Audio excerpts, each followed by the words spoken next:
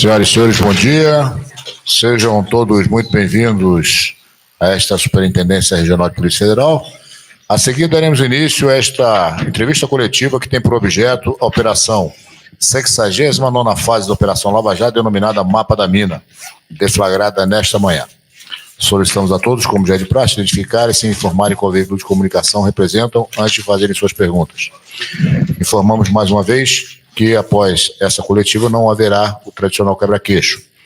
À mesa apresentamos as seguintes autoridades: o Superintendente Regional da Polícia Federal no Paraná, em exercício, o delegado Sérgio Eduardo Busato, o Delegado Regional de Investigação e Combate ao Crime Organizado, Ricardo Hiroshi Ishida, o Delegado de Polícia Federal, coordenador da presente fase da Operação Lava Jato na PF, Dante Pegoraro Lemos, o Procurador da República, Roberson Possobon, e o Procurador da República, Ataíde Ribeiro Costa. Com a palavra, o Superintendente Regional, o Delegado Sérgio Busato. Bom dia a todos. Inicialmente, gostaria de agradecer a presença dos profissionais de imprensa aqui e parabenizar a equipe da Força Tarefa, aqui representada na Polícia Federal pelo Dr. Hiroshi, nosso Delegado Regional de Combate ao Crime Organizado, pelo Delegado Dante, responsável pela investigação, e no âmbito do Ministério Público, Dr. Roberson e Dr. Ataíde, né, que são os responsáveis por essa fase da Operação Lava Jato. Parabenizar também o trabalho feito pela Receita Federal, que hoje não está aqui presente, porque está em campo, participando das buscas, mas que também foi decisiva nesse trabalho que está sendo deflagrada a fase ostensiva hoje. Então, hoje foi deflagrada a fase 69 da Lava Jato, é a 12ª fase esse ano, então uma média aí de uma fase por mês. O objeto hoje era a coleta de elementos de provas de crimes de tráfico de influência, lavagem de dinheiro, corrupção passiva e ativa e organização criminosa. Tá? Foram cumpridos hoje, estão sendo cumpridos 47 mandados de busca e apreensão, na quais estão participando em torno de 200 policiais federais e 15 auditores da Receita Federal. São 4 estados envolvidos: São Paulo, Rio de Janeiro, Bahia e Distrito Federal. Temos 9 pessoas físicas alvo dessas medidas e 21 pessoas jurídicas que estão sendo objeto de buscas. Tá?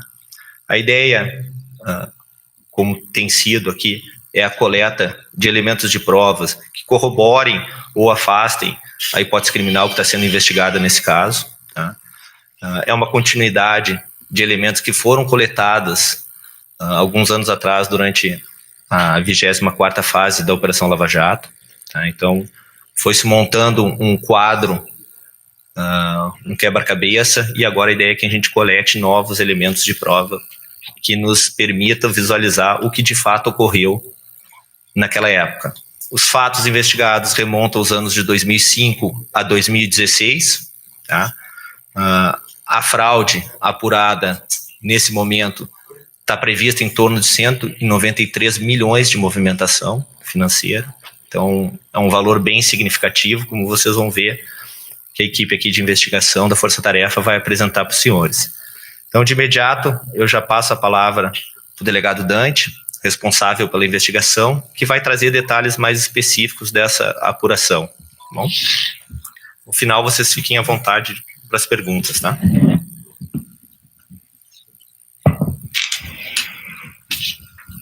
Bom dia a todos.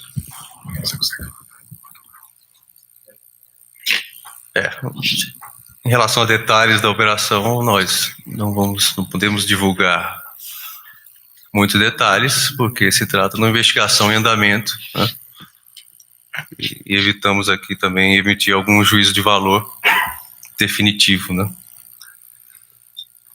Já foi dito que foram 47 mandados, né, de busca e apreensão apenas, e as investigações envolvem esses valores que chegaram aos destinatários, digamos assim, né, do grupo econômico investigado, com cerca de 193 milhões nesse período.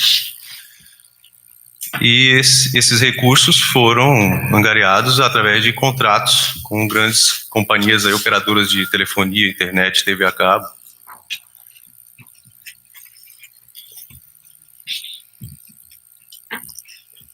Ora, esses recursos foram custeados diretamente por essas operadoras, ora, também detectamos contratos dessas operadoras, ou de uma específica, com o poder público, e ela servia de intermediária, e aí subcontratava empresas desse grupo econômico investigado, que acabava se beneficiando dos recursos, no caso até diretamente públicos, né?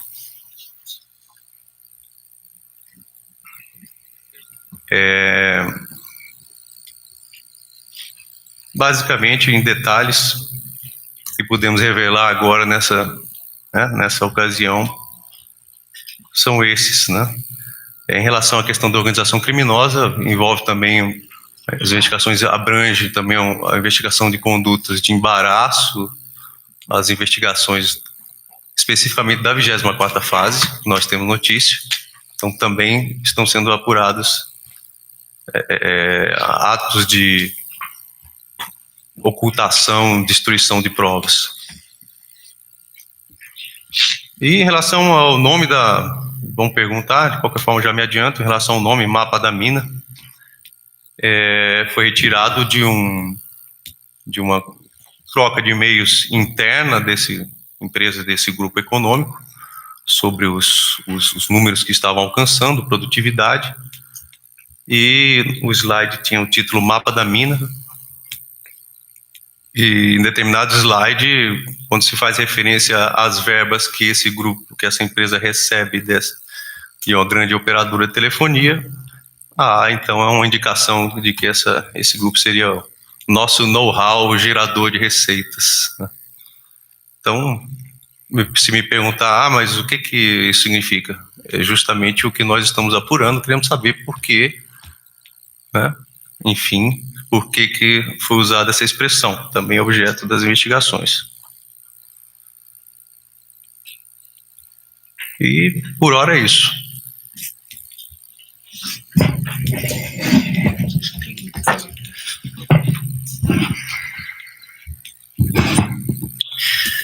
Muito bom dia a todas e todos. Essa então que é a 12ª fase deflagrada no âmbito da Operação Lava Jato em 2019, ela mais uma vez reflete o trabalho conjunto de diferentes instituições, diferentes agentes públicos. Nesse caso em particular, a investigação ela teve toda a sua fase inicial desenvolvida no âmbito da Polícia Federal e contou não apenas com o trabalho de delegados de polícia, como também de agentes e também do Departamento Científico da Polícia Federal, que elaborou laudos, perícias técnicas que instruem a representação da autoridade policial e a decisão judicial que autorizou o cumprimento desses 47 mandados de busca e apreensão.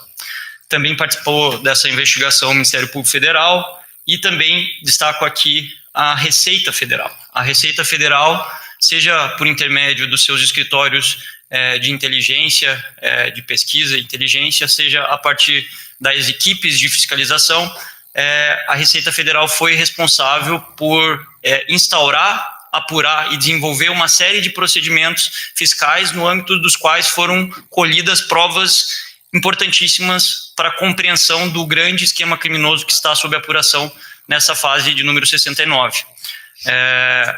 Destaco também que essa fase ela é produto da maturação de investigações que se estenderam por um tempo considerável, haja vista a complexidade dos fatos apurados.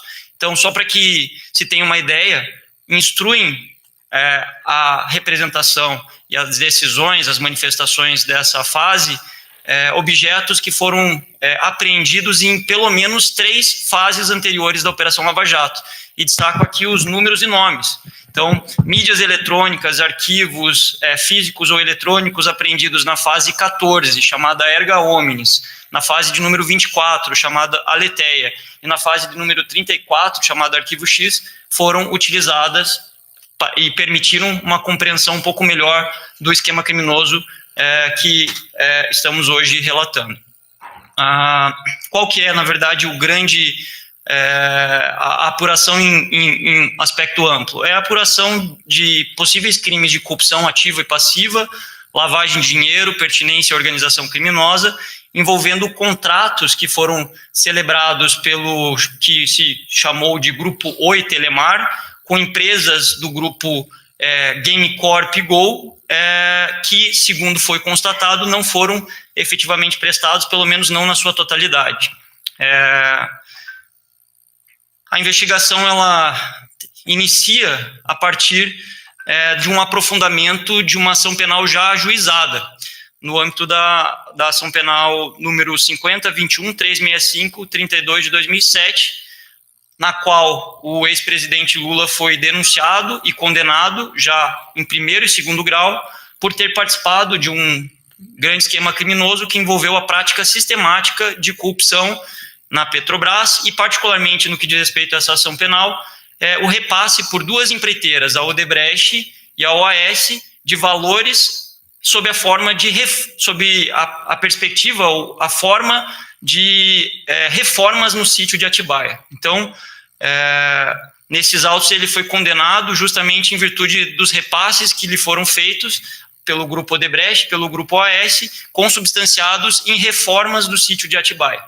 Hoje, na fase de número 69, o que está em apuração são as evidências que apontam que também a aquisição das propriedades dos sítios Santa Denise e sítio Santa Bárbara, em Atibaia, também podem ter sido adquiridos com produto e proveito de crimes. Provas indicam que a maior parte do dinheiro empregado para a aquisição desses 2 sítios, o sítio Santa Bárbara e Santa Denise, respectivamente, adquiridos por Fernando Bittar e Jonas Suassuna, podem ter tido origem nos recursos repassados pelo grupo Oi Telemar para um complexo de empresas criadas justamente por Fábio Luiz Lula da Silva, Jonas Suassuna, Calil e Fernando Bittar. A estruturação do que se chamou nas peças de Grupo GameCorp e Gol, ela foi toda feita por Fábio Luiz Lula da Silva, Fernando Bittar, Calil Bittar e Jonas Suassuna. Esse grupo ele é formado por uma série de empresas, elenco aqui algumas: G4 Entretenimento e Tecnologia Digital, GameCorp, Editora Gol, Gol Mídia, Gol Mobile, Gol Discos, Cosquim, PJA Empreendimentos, PDI, entre outros. Segundo apurado a partir de afastamentos judiciais de sigilo fiscal e bancário, a origem dos recursos que foram empregados para a aquisição do sítio de Atibaia, que mais tarde beneficiou o ex-presidente Lula, ocorreram em 2 frentes. Por parte de Jonas Suassuna, o dinheiro que ele empregou para a aquisição do sítio veio de 2 empresas também, a PJA Empreendimentos e a Gol Discos. Por parte de Fernando Bittar, ao seu turno, os recursos também foram... houve um repasse de recursos por parte das empresas G4, GameCorp, Editora Gol e Cosquim. Se esses recursos chegaram a Jonas Suassuna e Fernando Bittar a partir dessas empresas do grupo GameCorp e Gol, a origem anterior se dá no grupo Oi Telemar.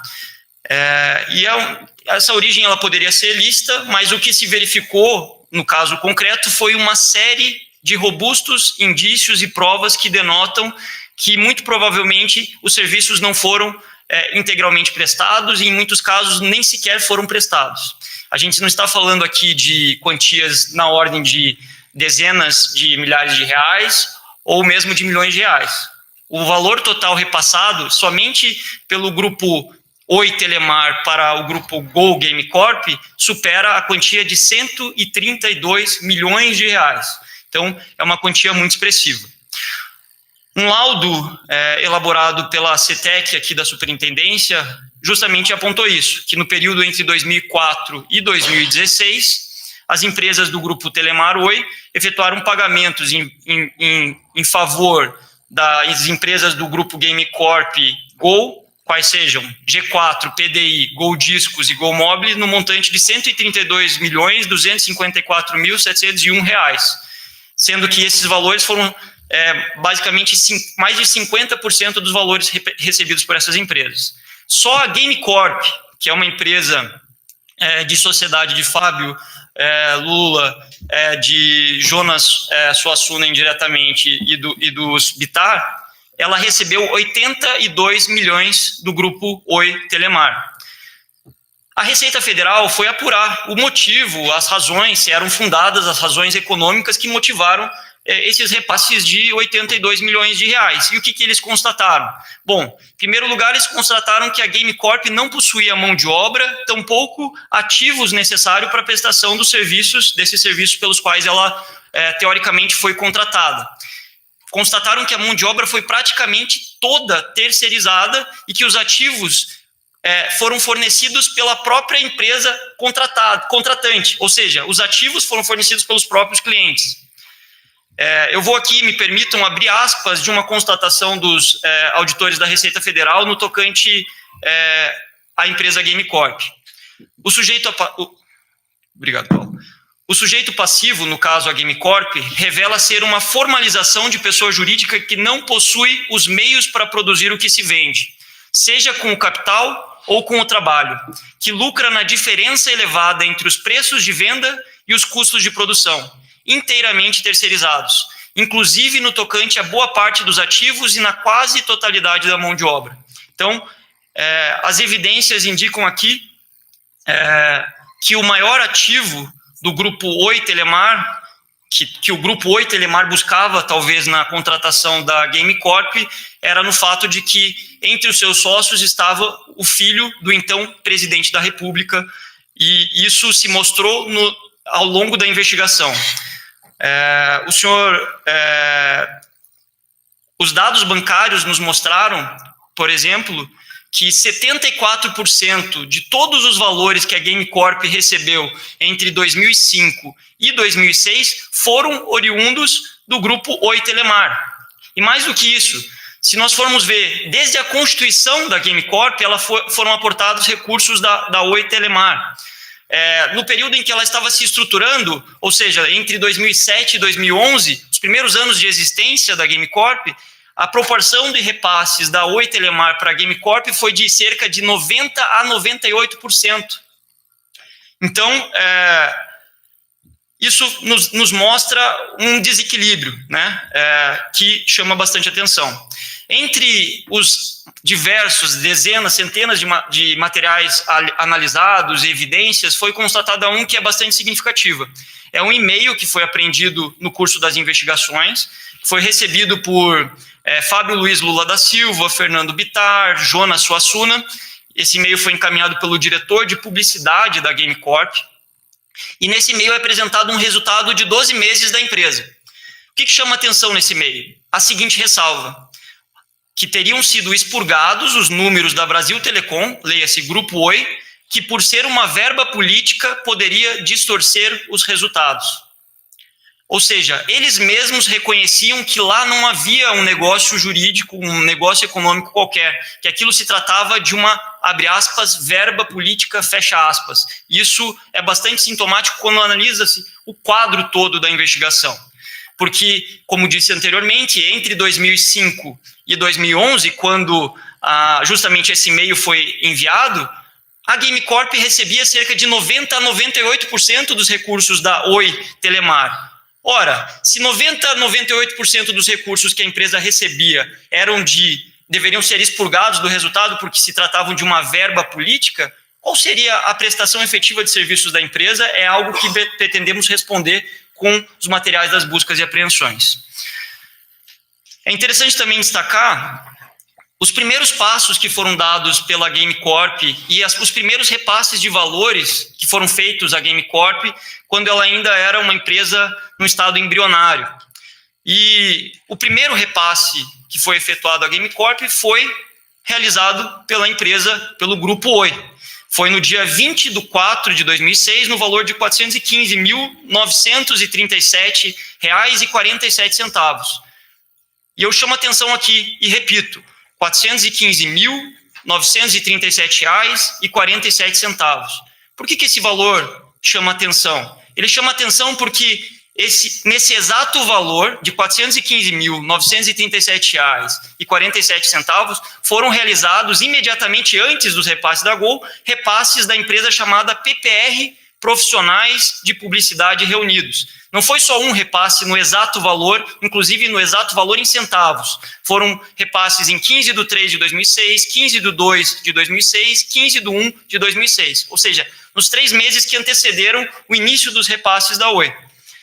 Chama atenção ainda, e essa é uma outra coincidência sintomática aqui, que o valor repassado pela PPR Profissionais de Publicidade Reunidos em dezembro de 2005, de R$ 216.195,07, somado ao valor repassado no mesmo mês pela Rede Interamericana de Comunicação S.A., de R$ 199.742,40, totalizam novamente os mesmos R$ 415.937,47. Ou seja, o que se verifica aqui é que a PPR Publicidade e a Rede Interamericana pagavam a Game Corp um determinado valor, e esse valor foi o mesmo valor que continuou a ser pago pela Oi logo na sequência. Isso se torna ainda mais interessante quando os investigadores se depararam com uma evidência colhida por ocasião do cumprimento da busca e apreensão no Otávio de Azevedo. Quem é Otávio de Azevedo? Ele era membro do conselho dessas empresas de comunicações e presidente da Andrade Gutierrez Telecom. Na época, uma das maiores acionistas da Telemar, que mais tarde se tornou o Grupo Oi Telemar. Ele foi presidente dessa holding de 2008 a 2015, até que foi preso no âmbito da Operação Lava Jato, e a ele foi encaminhado uma planilha. Foi encaminhada essa planilha contendo os gastos contabilizados na conta da Telemar Oi, especificamente os gastos contabilizados na rubrica conta da presidência, no caso, presidência do Grupo Oi Telemar. Nessa planilha há diversos registros de pagamentos, entre os quais um registro de pagamento realizado em 9 de 2009, ou seja, setembro de 2009, para a Game Corp, no valor de R$ 985 mil, e um outro pagamento realizado a PJA Empreendimentos. PJA, lembrem-se, foi uma daquelas que aportou recursos para a Jonas Suassuna, que mais tarde adquiriu o sítio em Atibaia. No valor de 900 mil, esse repasse para a PJA em 4 de 2009. Tudo bem, um registro numa planilha de pagamentos efetuados pelo Grupo Oi para a Game Corp e para a PJA. O que tem isso de anormal? Bom, o anormal estava na descrição desses serviços, que estava lá nas linhas desses gastos, uma subconta denominada, abre aspas, assessoria jurídica, fecha aspas. Tipo de serviço que não tem absolutamente nenhuma relação com os serviços prestados ou teoricamente prestados pela Game Corp ou pela PJA. O objeto social da Game Corp, é importante dizer, é o desenvolvimento e gestão de canais para distribuição em TV por assinatura, produção de programas de televisão, cinematográficos, audiovisuais e outras atividades relacionadas. Naturalmente, não está relacionado com isso a prestação de assessoria jurídica. Objeto da PJA, que foi baixada em dezembro de 2015. Desenvolvimento de programas de computador sob encomenda. Também não há, flagrantemente, qualquer relação com assessoria jurídica, o que denota que ali havia pagamentos que não se davam pela causa por eles declarada.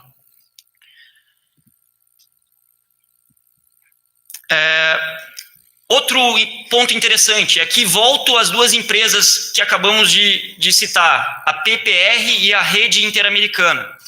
A PPR também recebeu recursos da Andrade Gutierrez, do grupo da Oi Telemar.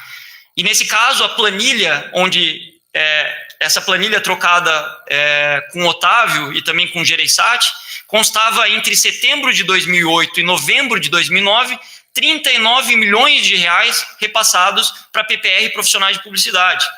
O que mais que existe de registros da PPR profissionais de publicidade e da Rede Interamericana no âmbito da Operação Lava Jato?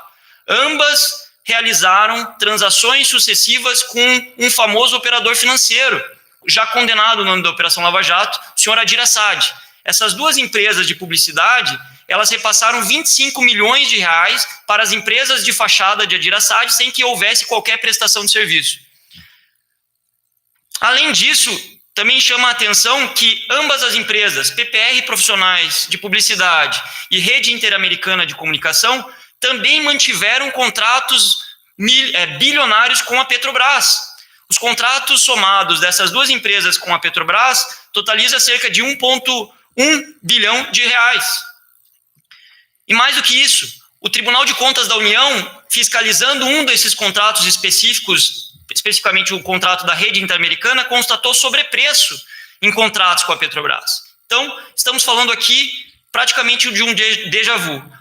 Indícios de sobrepreço, empresas que tinham contratos bilionários com a Petrobras e que se relacionavam por meio da celebração de contratos possivelmente ideologicamente falsos com outros investigados ligados a grupos políticos.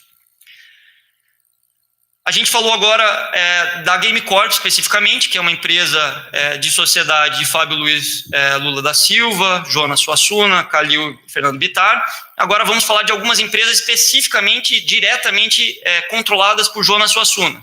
Entre elas a Gol Discos e a Gol Mobile. Vamos falar mais especificamente dos contratos que elas mantiveram, essas duas empresas, com o Grupo Oi Telemar.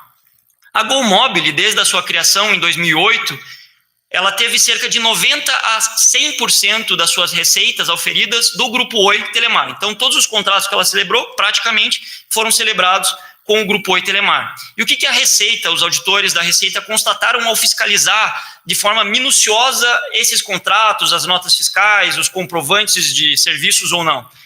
Eles constataram que as empresas do Grupo Oi trataram a Gol Mobile de forma diferenciada, privilegiando sua contratação sem utilizar critérios de seleção ou mesmo fazer cotação de preços com outros fornecedores.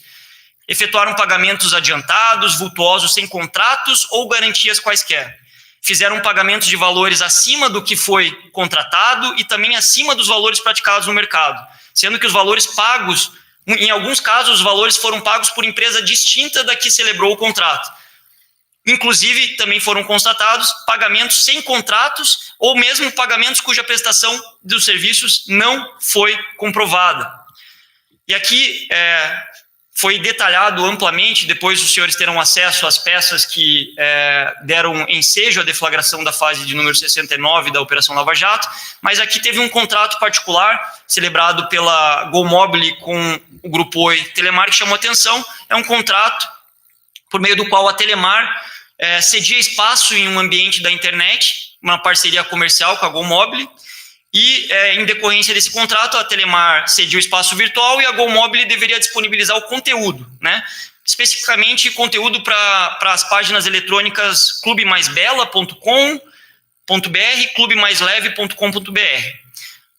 O valor do contrato estipulava que a Telemar deveria repassar R$200 mil pelo fornecimento do conteúdo parceiro, além de remuneração variável pela exibição onerosa do material de conteúdo extra.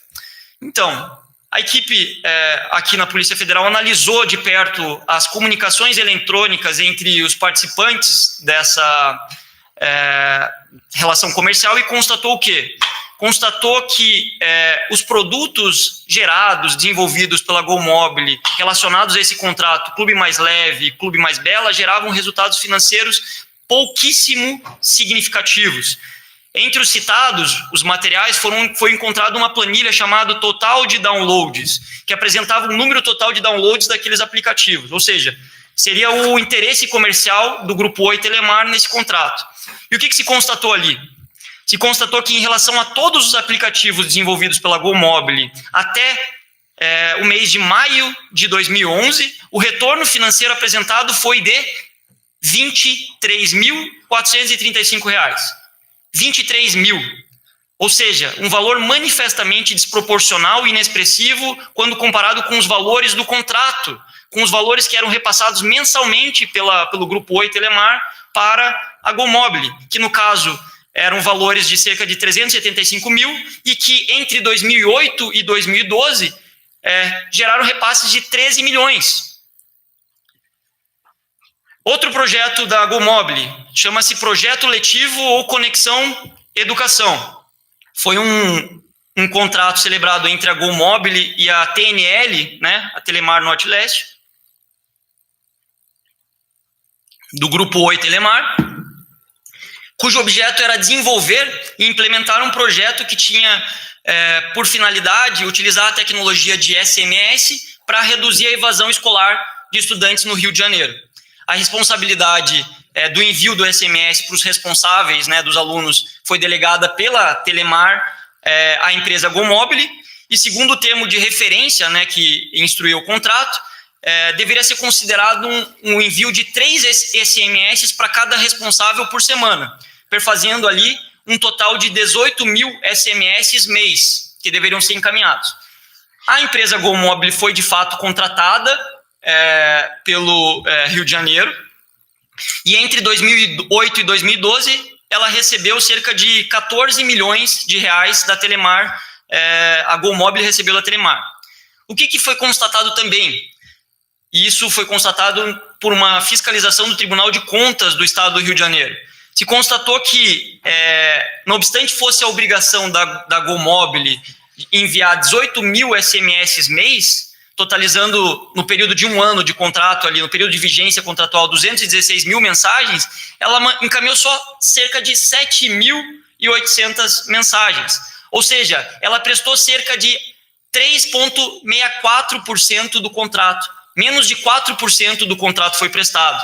Os cálculos da auditoria do Tribunal de Contas deram conta, então, de que, considerando as mensagens que deveriam ter sido enviadas, mas não foram, o montante que foi pago a maior ali, pago indevidamente, totalizava 15 milhões de reais.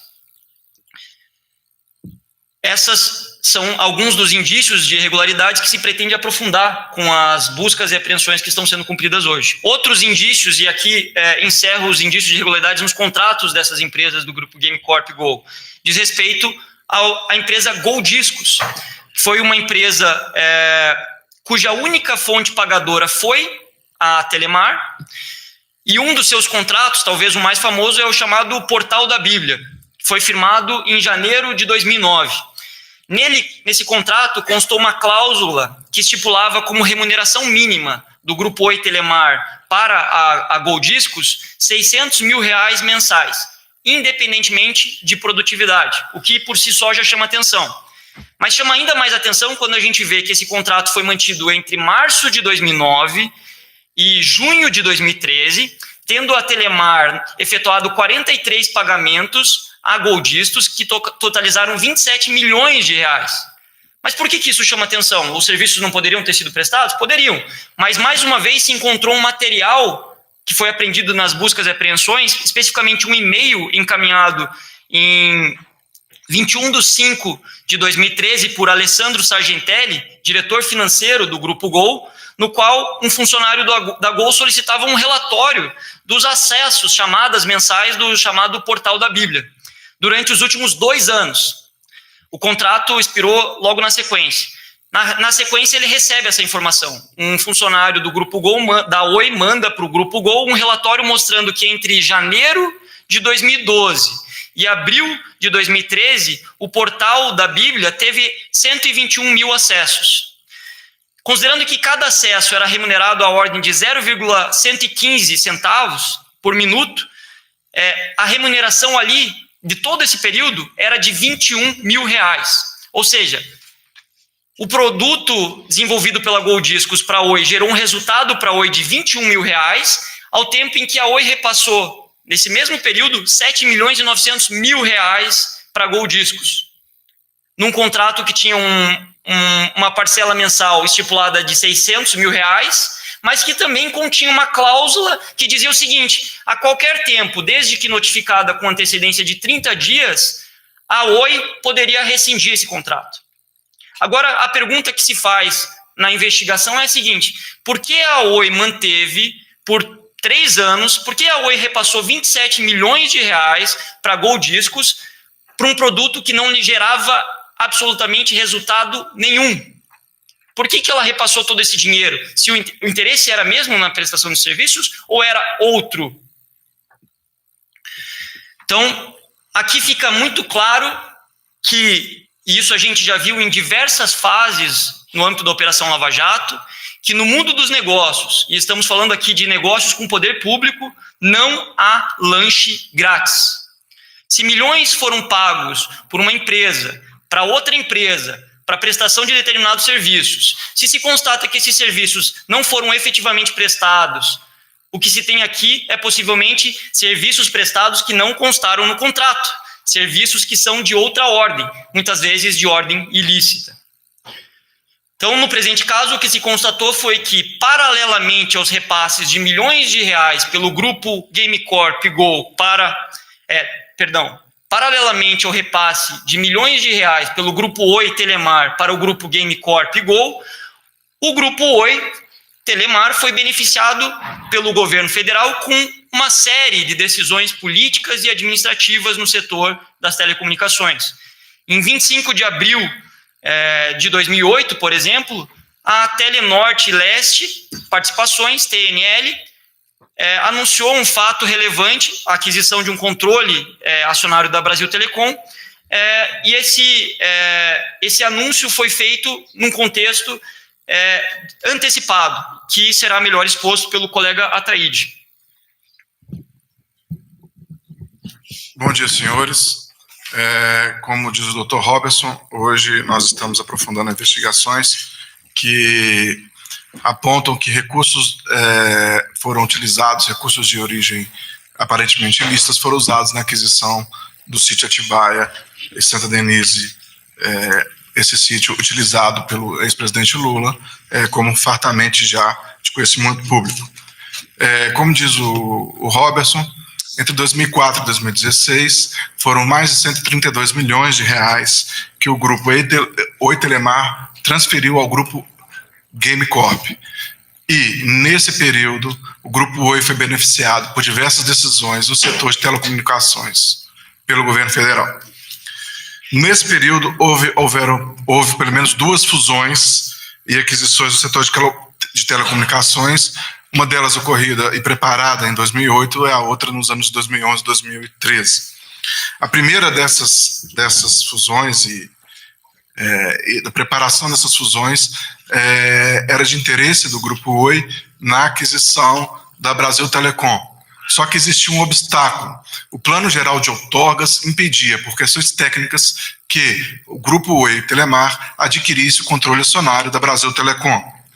A partir disso, houve uma série de interlocuções com o governo federal para que esse obstáculo fosse removido.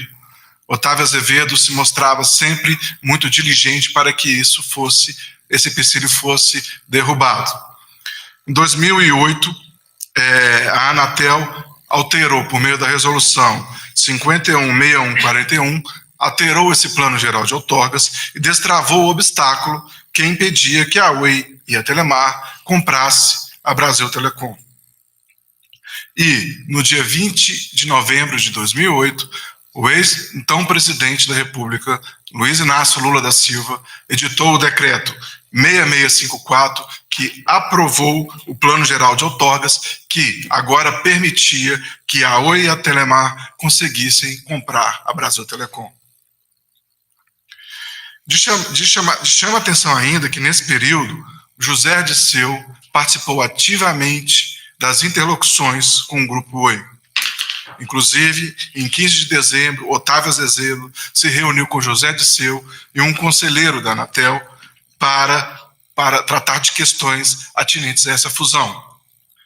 Além disso, José Dirceu atuou por tráfico de influência para permitir a aquisição da Oi do grupo em Portugal, chamado Portugal Telecom.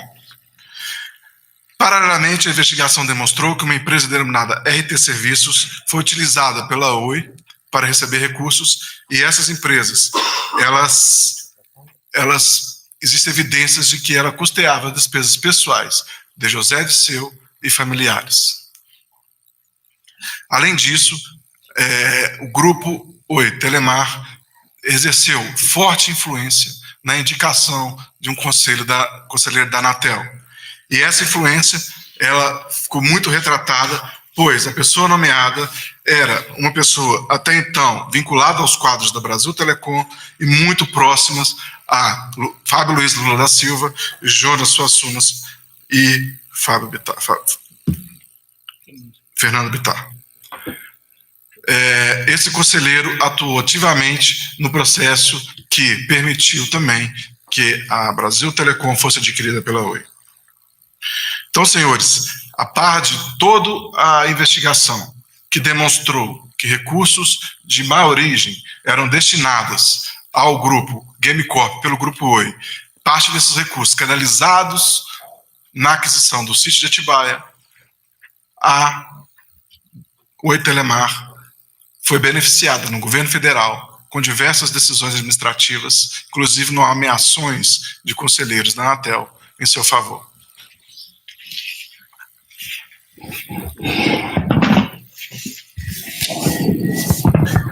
Antes de abrirmos as perguntas, bom dia, né? Apenas para dar um fechamento por parte da DRCOR, né, a Delegacia Regional de Investigação e Combate ao Crime Organizado.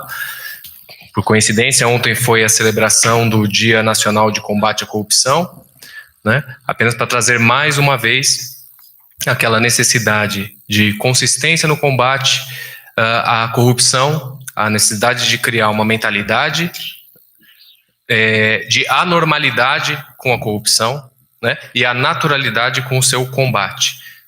Tem uma expressão que eu sempre termino, falo com os meus colegas policiais e colegas de outras forças também, que eu parabenizo nessa luta, é que aqui não se está enxugando gelo, que é uma expressão que a gente comum, que fala assim de um ato que se está se fazendo, se gastando energia à toa. Aqui não, eu falo assim, a gente está cortando grama, arrumando as nossas camas, lavando a louça, que é um ato que nós temos que fazer constantemente para termos um país organizado e limpo. Tá? Esse é o básico do que a gente se propõe a trabalhar aqui no combate à corrupção. Já é a 12ª fase deflagrada só nesse ano, então é um esforço hercúleo que está se fazendo, um sacrifício das vidas pessoais, dos trabalhos, e com o apoio da sociedade e da imprensa, sem a qual a gente não ia conseguir transformar esse país num lugar melhor. Então, contamos com o apoio de vocês. Obrigado mais uma vez pela presença de todos e podemos abrir a parte das perguntas. Bom dia a todos, Ana Zimmermann da RPC. Eu tenho algumas perguntas, mas antes queria focar nos alvos dessa operação. Saber se especificamente Fábio Luiz, Lula da Silva, Fernando Bittar, Calil Bittar, Jonas Suassuna, o próprio ex-presidente são alvos de alguma forma dessa operação de hoje, nesses mandados de busca.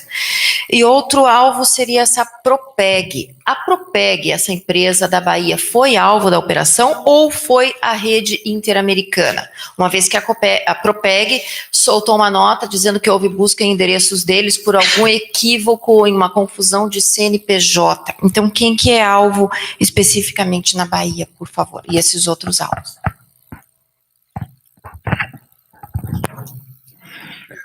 Sobre alvos específicos, a Polícia Federal não se manifesta, né? O Ministério Público. Acho que essa é uma questão mais operacional, então, não sendo o caso da Polícia manifestar, o Ministério Público também se abstém. E a Propeg, a confusão de endereços, eles soltaram uma nota, gente.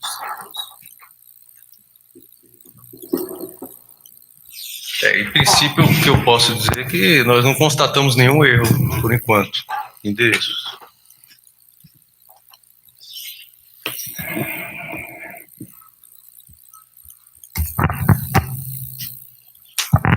Em relação, Cátia da Folha, tudo bem?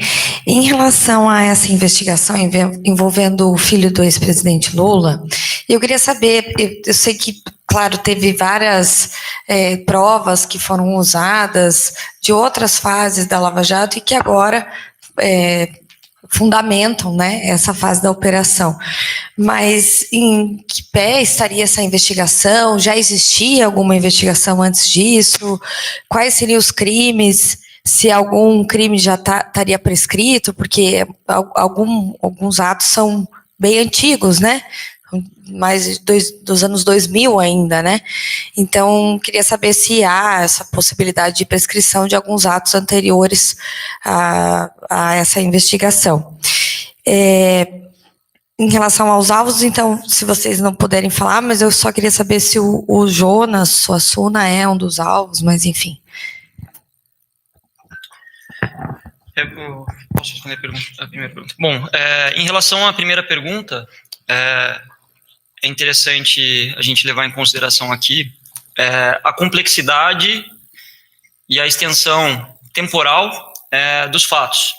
Então, a gente fala que, de fato, a própria constituição dessa empresa, Game Corp, ela ocorreu por volta dos anos de 2004 e 2005.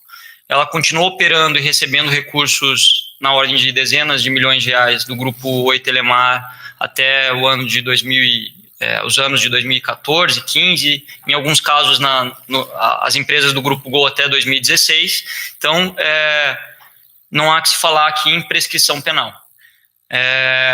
Sim, os fatos são bastante complexos, sim, as apurações se iniciaram há muito tempo.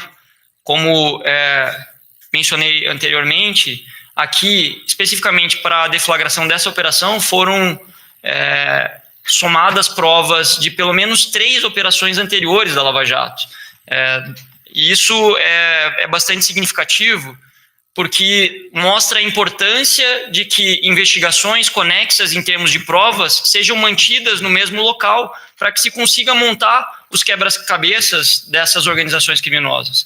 Se você pega uma parte de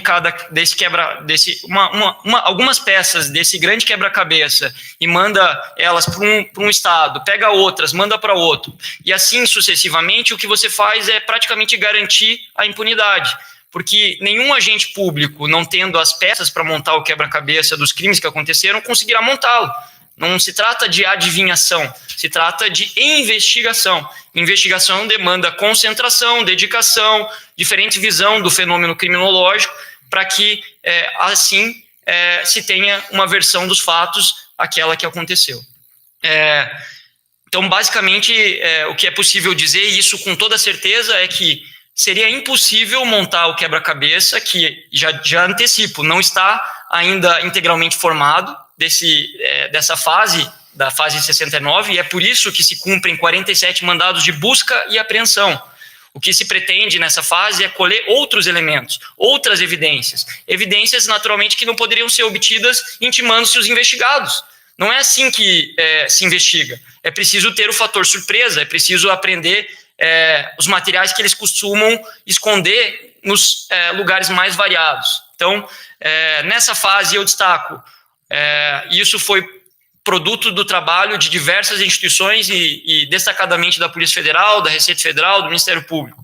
Foram utilizadas mídias eletrônicas apreendidas em 3 fases da operação, fase 14, 24 e 34, arquivos obtidos mediante o afastamento judicial do sigilo telemático dos investigados, ou seja, e-mails, dados em nuvem, transações bancárias e fiscais de dezenas de investigados que foram obtidas mediante o afastamento do sigilo fiscal e bancário judicial perante a 13ª Vara Federal de Curitiba, registros de dados telefônicos, ligações efetuadas entre os investigados ao longo do período, e aqui, naturalmente, você tem diferentes filmes da investigação, porque, de acordo com a regulamentação brasileira, só se guardam os registros telefônicos dos últimos 5 anos, infelizmente. Então, determinados investigados tiveram seu sigilo afastado no início da Operação Lava Jato, 2014, 15, e aí a gente conseguiu voltar até 2009, 10. Outros investigados tiveram o sigilo afastado em 2017, 18, 19, e aí o retrato que nós temos, ele não é tão amplo quanto o dos anteriores. Que mais?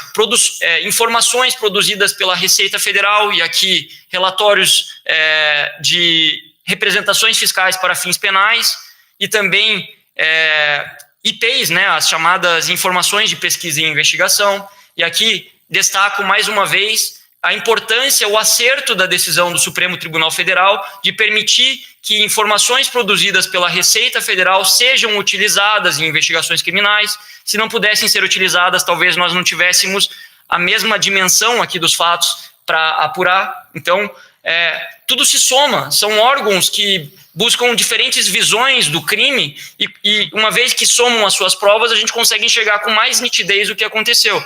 Destaco também os relatórios de polícia judiciária, houve agentes dedicados aqui por meses para trabalhar com essas evidências, o delegado Dante ficou dedicado por muito tempo para trabalhar nessa fase, elementos probatórios colhidos em diferentes inquéritos policiais, em procedimentos de investigação criminal também no âmbito do Ministério Público, laudos periciais da Polícia Técnica, que atestaram a total incompatibilidade dos negócios que foram praticados entre os grupos num cenário de negócios de mercado. Então, como disse, todo esse cenário nos mostrou, mais uma vez, que não há lanche grátis, né?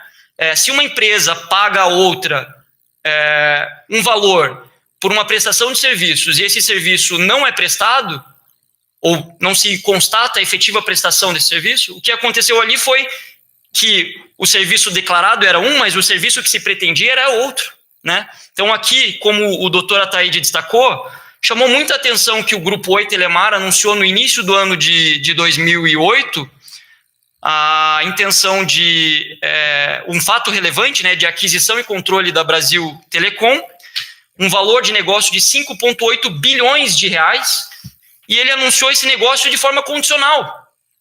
Ele anunciou um fato relevante ao mercado, falando, olha, eu quero adquirir o controle da Brasil Telecom, custo do negócio, 5,8 bilhões, mas, por enquanto, eu não posso fazer isso, porque o setor de telecomunicações, à época, agora, ele impede que uma concessionária de prestação de serviços adquira a outra de outra área. Ou seja, para que eu possa concretizar esse fato relevante que eu estou antecipando, anunciando, eu preciso que o governo federal e a Anatel exerçam a sua competência e mudem as normas. E o que aconteceu? Ao tempo em que ele precisava disso, esse Grupo Oi Telemar efetuou uma série de pagamentos para quem? Para a empresa na qual era sócio o filho do então presidente da República. Pagamentos que, conforme conversamos agora há pouco, não tiveram os seus serviços efetivamente prestados em muitos casos. Então, ligando uma coisa a outra, e o que vem em seguida, o que vem em seguida? O então presidente Lula nomeia 2 conselheiros que mais tarde se viu ajudaram bastante a Oi Brasil Telecom. Um conselheiro Zunga. Quem era Zunga? Ele era José Lucimar Zunga Alves, gerente de relações com entidades não governamentais da Brasil Telecom. Ele foi designado pelo então presidente Lula para exercer a função de membro do Conselho Consultivo da Anatel. Isso foi em março de 2008. O que o Ministério Público Federal fez? Ele precisou ajuizar uma ação civil pública, tendo em vista que o Zunga era dirigente de uma concessionária de telefonia e estava ocupando a vaga destinada às entidades representativas da sociedade. Ou seja, o então presidente da República nomeou um conselheiro que era funcionário da concessionária para ocupar a vaga daqueles que seriam afetados pelo recurso da concessionária. E, conforme foi julgado, houve sentença em 2010, a nomeação foi indevida. O que mais se constatou a partir da análise dos elementos de prova da investigação? Que o Zunga viajou para Portugal. Com quem? Com o Fábio Luiz Lula da Silva, com o Calil Bittar, com o Jonas Suassuna. Que ele intercedia em favor da Game Corp com a Portugal Telecom, que ele era um braço avançado do grupo Game Corp e não representava ali a Anatel, né? Outro conselheiro que foi nomeado e que, a partir de mensagens apreendidas com Otávio de Azevedo, foi possível verificar uma relação suspeita. Foi a Emília Maria Silva Ribeiro. Ela foi nomeada membro, exercia a função de membro do Conselho Consultivo da Anatel, representante do Senado Federal. Em 9 de setembro de 2008, foi publicado no Diário Oficial da União que o então presidente Luiz Inácio Lula da Silva dispensou a Emília do Conselho Consultivo e nomeou ela para o cargo de membro do Conselho Diretor da Anatel, com um mandato de 5 anos. O que aconteceu nesse mandato de 5 anos de Emília? Ela trocou uma série de mensagens com Otávio Azevedo, se colocando à disposição, essas mensagens foram apreendidas. Então, vamos fazer aqui um retrospecto, uma cronologia dos fatos, né? Então, lá em março 25 de abril de 2008, a Telemar Norte e Leste e a Telemar, a TNL, né? Então, em abril de 2008, a TNL e a Telemar anunciam para o mercado um fato relevante. Iremos adquirir o controle da Brasil Telecom. Preço do negócio, 5,8 bilhões. Mas eles anunciam também, olha, nós queremos, mas não podemos porque a regulamentação atual, o Plano Geral de Outorgas, veda que eu adquira a Brasil Telecom. Então eu preciso que a Anatel mude essas regras e que o governo federal mude essas regras. Paralelamente, são efetuados pagamentos pela Oi Telemar para as empresas do grupo Game Corp Go. Aí, na sequência, é nomeado o Zunga, conselheiro da Anatel. Desculpe, o Zunga foi nomeado um mês antes do anúncio do fato relevante. Na sequência, é nomeado a Emília.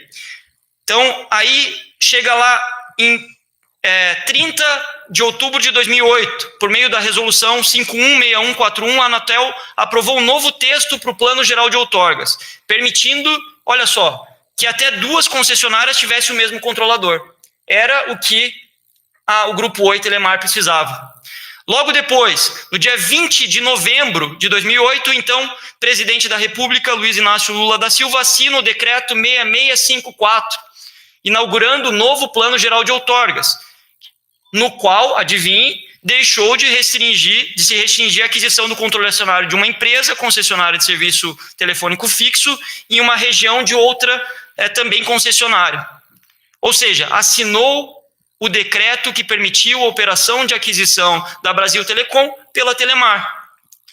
Ato contínuo, no dia seguinte, 21/11/2008, a Telemar protocola na Anatel um pedido de anuência prévia para a operação de aquisição do controle. O pedido foi atuado e distribuído para quem? Emília Ribeiro. Em 12/12/2008, Emília Ribeiro, 12/12/2008, menos de um mês depois, a Emília pegou essa operação complexa e emitiu um voto no sentido de anuir previamente com a operação de aquisição do controle da Brasil Telecom pelo Grupo Telemar, mediante condicionamentos. 3 dias depois, o Otávio Azevedo participa de uma reunião com José Dirceu e José Zunga, conselheiro da Anatel, e outra com o ministro da Comunicação, Hélio Costa. 19/2/8, Conselho Diretor da Anatel edita o ato 7828, no qual ele anui com a aquisição e com o negócio. Ou seja, todo o processo de anuência prévia, quando não existia norma para isso, aliás, a norma era em sentido contrário, aconteceu em cerca de 3 ou 4 meses, sendo que o processo de anuência prévia na Anatel, de uma operação de 5,8 bilhões de reais, aconteceu em menos de um mês. Então, isso chama bastante atenção. Então, é isso que buscamos aprofundar na investigação de hoje. Gostaria só de fazer uma correção conceitual. Eu vi que em ambas perguntas foram adicionadas se fulano de tal, se empresa tal são alvos da operação. Tanto a polícia quanto o Ministério Público têm trabalhado em cima de fatos. Então, não tem alvo da polícia ou alvo do Ministério Público. O Dr. Robertson, o Dr. Ataíde elencaram aqui uma série de fatos, uma complexa rede de operações financeiras e societárias complexas que, analisadas de forma mais ampla, demonstram, né, e indicam operações de tráfico de influência, operações de formação de crime organizado, operações de lavagem de dinheiro. Então, assim, por vezes, determinada empresa pode ser questionado por que foi feita uma busca nessa empresa. Às vezes ela é simplesmente utilizada, não necessariamente ela recebe recursos ou está envolvida nesse bolo maior. Mas a polícia tem que ir lá até para afastar eventual indício que tem em relação àquela empresa, ou confirmar simplesmente se aquele endereço está vinculado a uma pessoa física ou jurídica. Então, assim, a gente não vai tecer comentários específicos se essa ou aquela está investigada, porque aqui a gente está apurando fatos. Quando vocês tiverem acesso, né, quando for baixado o sigilo, tiverem acesso, vocês vão identificar o porquê que foi feito cada um dos atos, tá bom? Bom dia, Juliana da Band News Curitiba. Eu queria fazer uma pergunta sobre o balanço deste ano da Operação Lava Jato, qual o balanço que a equipe faz dos trabalhos?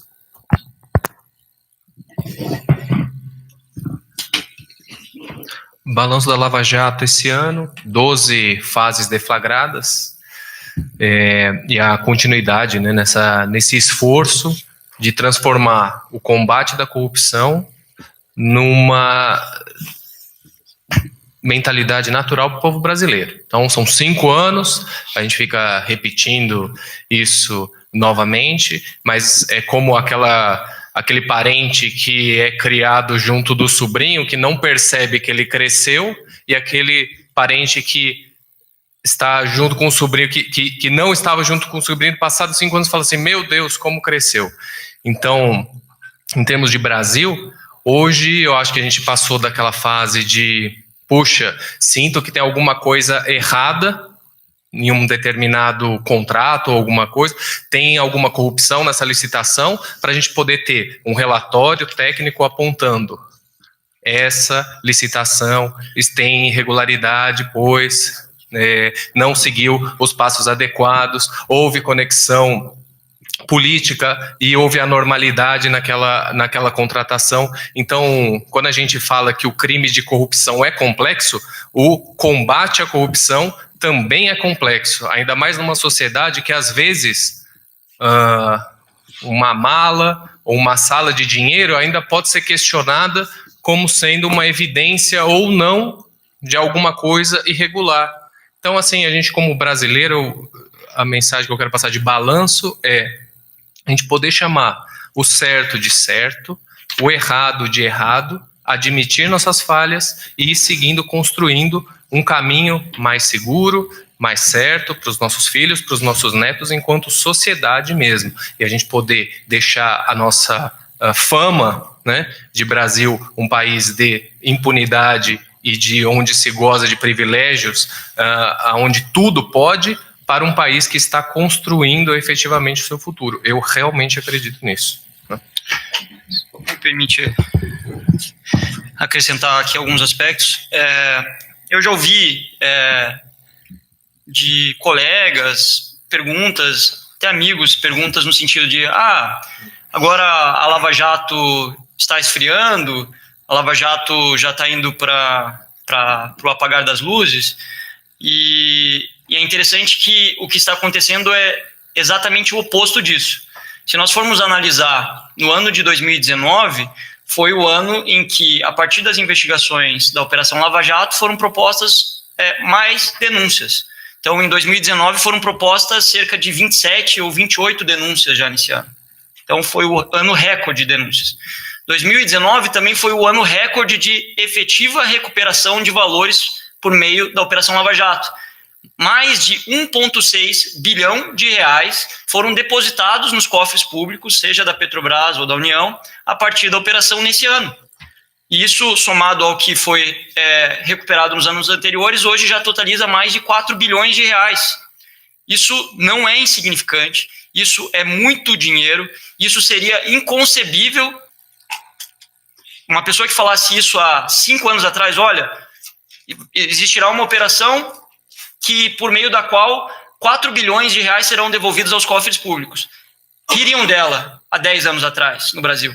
Porque a realidade era completamente oposta, era uma realidade de impunidade, era uma realidade onde investigações de grandes crimes de colarinho branco, crimes de corrupção, não desenvolviam. Eram anuladas precocemente, eram desmembradas, as pessoas não conseguiam desenvolver o seu trabalho. Né? Então, é disruptivo o que está acontecendo, a Lava Jato ainda tem muito trabalho a fazer. 12 operações no ano, me corrijam aqui os colegas da polícia, acho que é o segundo ano de maior número de operações, né? Está junto com o segundo ano de maior número de operações. Então, a operação, ela caminha e caminha bem, caminha sem pressa, caminha de acordo com a coleta das provas e a maturidade das apurações. O que podemos antecipar aos senhores não são os fatos que iremos apurar ou que está próximo a ser deflagrado. O que podemos antecipar aos senhores é o nosso compromisso de que, enquanto forem constatados ilicitudes, irregularidades, e na medida em que possamos atuar sobre essas ilicitudes e irregularidades, que sejam da nossa atribuição competência, nós tomaremos todas as providências legais cabíveis para ressarcir os cofres públicos, para indenizar as vítimas, para responsabilizar aqueles que praticaram esses crimes tão graves. Agora também a gente, e é muito propícia a data para fazermos uma reflexão de forma mais ampla, até parabenizo ao questionamento da Juliana, ontem foi o Dia Internacional de Combate à Corrupção. Ao mesmo tempo em que esse ano foi um ano muito positivo, com esses saldos em termos de resultados da Operação Lava Jato, foi um ano também onde mais de 10 condenados no âmbito da Operação Lava Jato, por corrupção, lavagem de dinheiro, organização criminosa, fraudes licitatórias, condenados em primeiro e segundo grau, em alguns casos apenas superiores a 40, 50 anos de prisão, simplesmente pegaram suas malas e foram para casa, por uma decisão do Supremo Tribunal Federal que entendeu que não é compatível com o nosso ordenamento jurídico a prisão em segunda instância.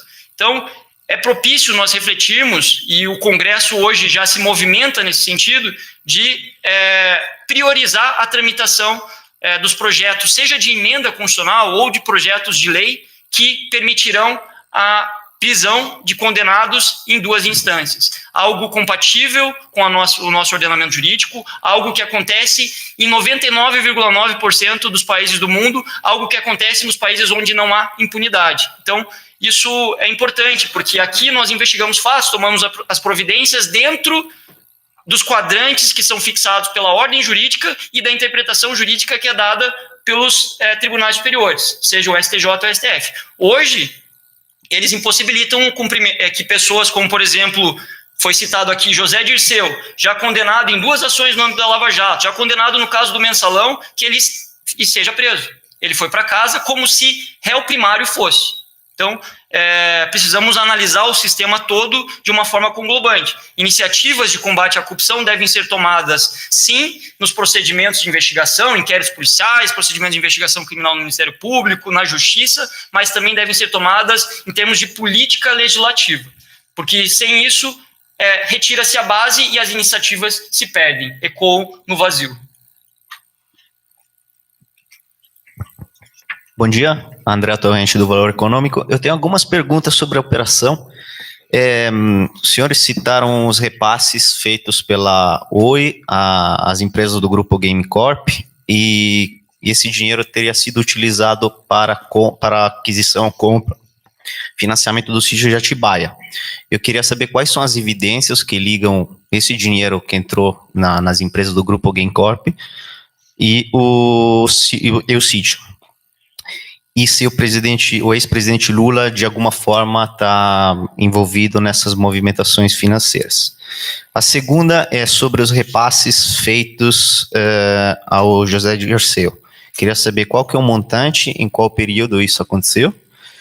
E a terceira questão é sobre as anormalidades encontradas na aquisição da Brasil Telecom pela Oi.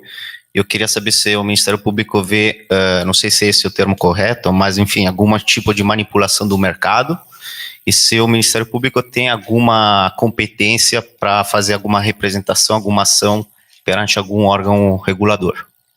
Obrigado.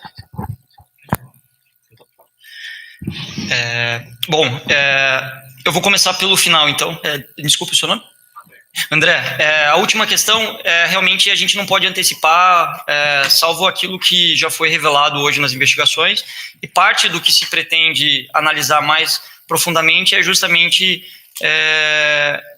o que está relacionado com esse processo de fusão. Então, isso é uma investigação em andamento, temos que aguardar aqui os resultados das buscas e ainda amadurecer essa investigação no que diz respeito a isso. Como disse anteriormente, a cronologia dos fatos e as decisões administrativas e políticas que foram tomadas desde o anúncio da intenção da fusão e o que acontecia ao tempo em que essas decisões foram tomadas, ele é bastante suspeito. Então, por si só, esse conjunto todo já nos mostra fatores a apurar com maior detalhamento. Em relação à pergunta dos repasses, como disse anteriormente, foram cerca de 132 milhões de reais que foram repassados pelo grupo Oi Telemar para o grupo Game Corp Gol.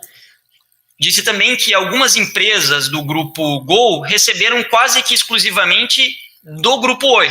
Então, a gente consegue, em virtude dessas circunstâncias, muitas vezes rastrear o dinheiro entre o repasse do grupo Oi o meio do caminho pelo grupo GameCorp Go e o aporte final, no caso, para aquisição, uma parte dos valores, né, para aquisição do sítio. Particularmente no que diz respeito a uma empresa específica, deixa eu só encontrar aqui o dado, foi a PJA, né? A PJA, ela constou naquela planilha como um pagamento de assessoria jurídica, quando, na verdade, a sua natureza, seu objeto social era completamente diverso. Esse pagamento que constou na planilha que foi repassada ao Otávio Azevedo, ao Gereissati, juntamente com o pagamento da GameCorp, foi um pagamento efetuado em abril de 2009. Os repasses, os aportes efetuados na conta do Jonas Suassuna, imediatamente antes dele adquirir o sítio, entre eles estão repasses justamente da empresa PJA. E também aconteceram entre os meses de fevereiro e dezembro do mês de 2009. Então, a gente tem aí também uma identidade suspeita a apurar. Nós não detalhamos aqui, até porque depois os senhores verão que a complexidade desses fatos demandou páginas e páginas nas representações. A representação inicial da Polícia Federal conta com cerca de 110 páginas, e o relatório de Polícia Judiciária, o principal relatório de Polícia Judiciária e laudo pericial que se instrumentalizou as investigações, eles contam com mais de 400 e 200 páginas. Então, são fatos muito detalhados. A representação do Ministério Público conta com mais de 160 páginas, e a decisão judicial com 35. Então, a gente não detalhou todos os fatos aqui, mas eu vou fazer uma parte, porque até guarda uma relação com os possíveis repasses efetuados para a aquisição do sítio, que diz respeito à aquisição de um apartamento em São Paulo, na Avenida Juriti, que foi um apartamento adquirido por Jonas Suassuna por R$3 milhões. O que chama atenção nesse imóvel? Ele foi alvo já de busca em fases anteriores da Operação Lava Jato, especificamente na fase 24, mas o que chama a atenção é que esse imóvel foi adquirido de uma empresa, né, um empreendimento imobiliário. O contrato foi assinado em 10/9/2009, então contemporâneo aos fatos do sítio. Durante as obras de construção desse condomínio chamado Hemisfer, ao preço de R$3 milhões, os valores foram pagos pelo Jonas Suassuna. Na hora de escolher a planta do imóvel, quem escolheu? Foi Jonas Suassuna? Não, Jonas Suassuna submeteu a escolha da planta do imóvel a Fábio Luiz Lula da Silva. Em 10 de agosto de 2010, foi encaminhado um e-mail para o Jonas com o assunto e a seguinte mensagem: Senhor Jonas, boa noite, precisamos de uma definição da planta da unidade tal do empreendimento. No dia seguinte, o Jonas responde: estou fazendo a escolha da planta e enviando para vocês a minha arquiteta Lilian. E esse e-mail é encaminhado para o Fábio Luiz para a escolha. Outro fato que chama atenção diz respeito a todas as reformas que foram efetuadas no imóvel. Então, quando a perícia foi fazer o laudo lá na fase 24, o imóvel estava completamente reformado, com revestimentos de piso, parede, forro, gesso, condicionadores de ar, armários planejados. Essa reforma ela custou cerca de R$1,6 milhão. E não obstante todos esses valores que foram gastos pelo Jonas Suassuna, a partir de recursos que ele recebia das suas empresas, que por sua vez recebiam da Oi Telemar, cerca de R$4,6 milhões, ele alega que locou esse imóvel para o Fábio Luiz Lula da Silva por R$15 mil. Só que, segundo já constatado, os valores, a Receita averigou que os valores mensais de aluguel num imóvel como esse, na região, era de cerca de R$40 mil, não R$15 mil, R$40 mil. Mais do que isso, em que pese Jonas Suassuna tenha alegado que locou o imóvel para Fábio Lula da Silva por R$15 mil, entre outubro de 2013, quando a entrega das chaves foi feita, e fevereiro de 2016, ou seja, num período onde deveriam ter ocorrido 28 pagamentos, foram encontrados apenas 13 transferências bancárias na conta dos investigados. Ou seja, aqui há indícios de que esse imóvel possa ter sido adquirido com a finalidade específica de servir de moradia depois para Fábio Luiz Lula da Silva. Há indicativos de que ele foi todo reformado também para atender essa finalidade. Há indicativos que o preço de locação alegado por Jonas Suassuna é manifestamente inferior ao preço do mercado na região, ou seja, de 15 para 40 mil reais, e há indicativos que das 28 parcelas de locação que deveriam ter sido pagas, só foram constatadas 13. Isso também chama atenção, porque é algo muito semelhante ao que aconteceu também no caso do sítio de Atibaia. Em relação ao questionamento envolvendo o ex-ministro Zé Dirceu, a investigação apurou que entre 2009 e 2014, o grupo Oi Telemar transferiu para a empresa RT Serviços aproximadamente 10 milhões de reais. E essa empresa RT Serviços não tinha respaldo e capacidade para prestar serviços de tamanho vulto. E também foi demonstrado que essa empresa arcou com despesas pessoais de José Dirceu e pessoas a ele relacionadas. E também há indicativos que o escritório de advocacia Lima Serra Fernandes Associados recebeu pagamentos ilícitos em favor de José Dirceu em razão de situações envolvendo a Portugal Telecom. Eu gostaria também de retomar um pouco a questão da aquisição da Brasil Telecom pela Oi Telemar. Um e-mail apreendido com Otávio Azevedo que chamou muita atenção da investigação, em que havia nesse e-mail uma minuta de decreto para alteração do Plano Geral de Outorgas. Ou seja, já a própria Oi Telemar internamente já estava trabalhando na redação de um decreto esse que seria emitido em novembro, pelo então presidente da República, Luiz Inácio Lula da Silva, por meio do decreto de número 6654. São fatos também que demonstram que a ideia de uma comunicação de fato relevante, de uma aquisição condicional, era um jogo de cartas marcadas, e a investigação tem demonstrado que esses ilícitos realmente podem ter acontecido. Alô? Oi, eu sou Vinícius, repórter do UOL, bom dia. Eu queria tirar uma dúvida, insistir um pouco no ponto do sítio. O senhor falou o Dr. Robson falou da conexão entre os crimes, e é por isso que é importante manter uma apuração sempre na mesma força-tarefa e tal. A conexão que leva esse caso da Oi a ser investigada, essa relação com as empresas Gamecorp e Gol, é o sítio de Atibaia? Pelo fato do sítio ter sido já investigado pela Lava Jato, então a possível compra dele também investigada pela Lava Jato? Posso responder? Tem mais um? Eu vou responder então, Vinícius. Esse é um dos fatores que atrai a competência de todo esse conjunto de fatos para a Força Tarefa Lava Jato em Curitiba. Existem outros, né? Então, vou citar aqui alguns que a gente já apresentou hoje. Um deles é justamente o fato do sítio, que a ação penal do sítio, das reformas do sítio em Atibaia, tramitou em Curitiba, foi julgado em primeiro e segundo grau no âmbito da Operação Lava Jato, perante o Tribunal Regional da 4ª Região, e aí a lei, o Código de Processo Penal, ele é literal, em seu artigo 76, inciso 3º. O que ele determina? Que há conexão quando a prova de uma infração ou de quaisquer de suas circunstâncias elementares influir na prova de outra infração. Então, esse é o caso, eu diria assim, doutrinário, aqueles que são citados em manuais para você falar, olha, essas duas ações, essas duas investigações devem caminhar juntas. Outros fatos que mostram a importância e denotam a conexão.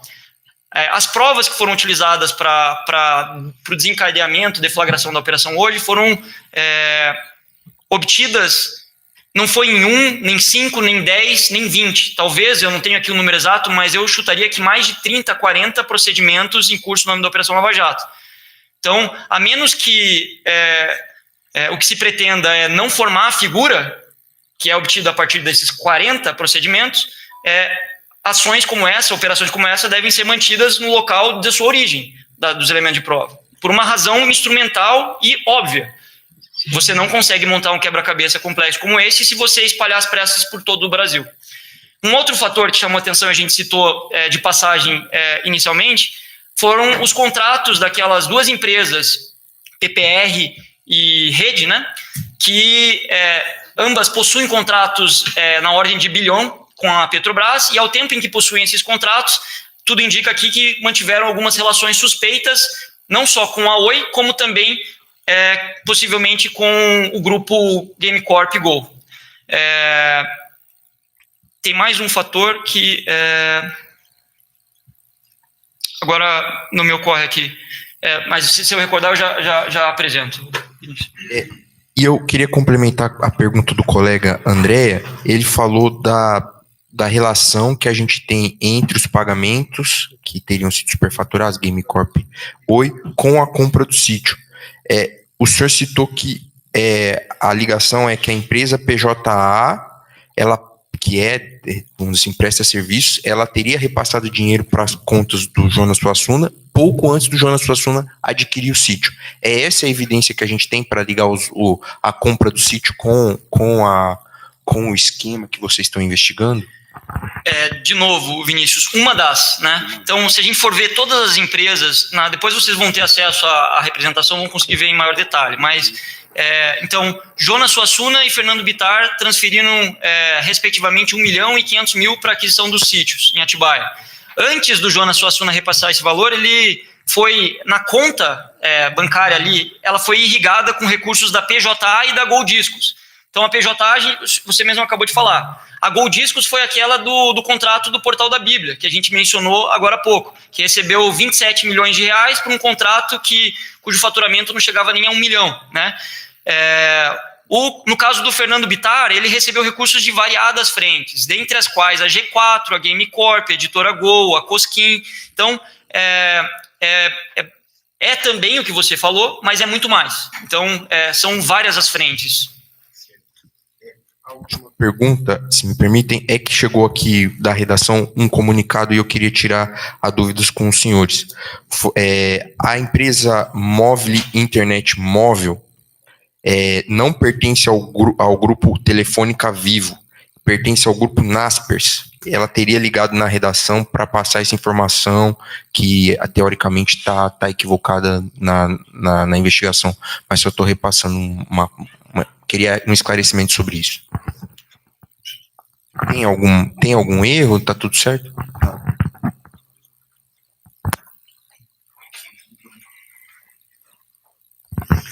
Eu só queria fazer mais uma pergunta. Porque a Folha fez uma série de reportagens em 2017 falando dessas empresas do Jonas Suassuna e falando da ligação delas também, possíveis irregularidades, enfim.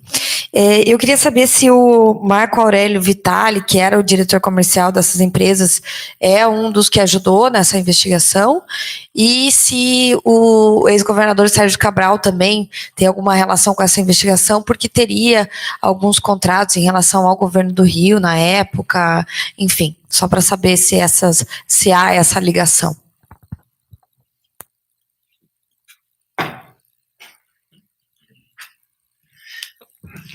Em relação às fontes das informações, eu acho que seria mais interessante, entre alguns minutos, vocês vão ter acesso à representação na íntegra aí, para não cometer algum equívoco aqui, eu peço que vocês leiam, né?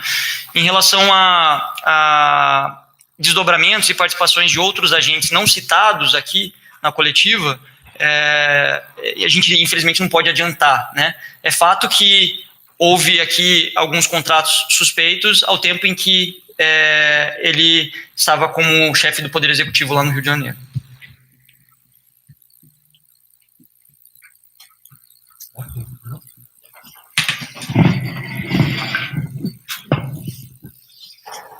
Bom, pessoal, se não tem mais perguntas, então a gente vai encerrar. A investigação continua, né? Os próximos passos agora é a análise desse material. A equipe aqui da Força Tarefa vai passar a ouvir as pessoas envolvidas e que foram mencionadas para dar a oportunidade delas se defenderem em relação a esses fatos e esclarecerem eventuais participações. E dentro de um curto período de tempo a gente espera concluir essa investigação para o Ministério Público poder apresentar a denúncia. Tá? Recentemente, um relatório da Polícia Polícia Federal citou um procurador da Lava Jato para desenvolver judiciário de profundo foi investigado. Eu queria que a Polícia Federal comentasse esse relatório, se já contou isso.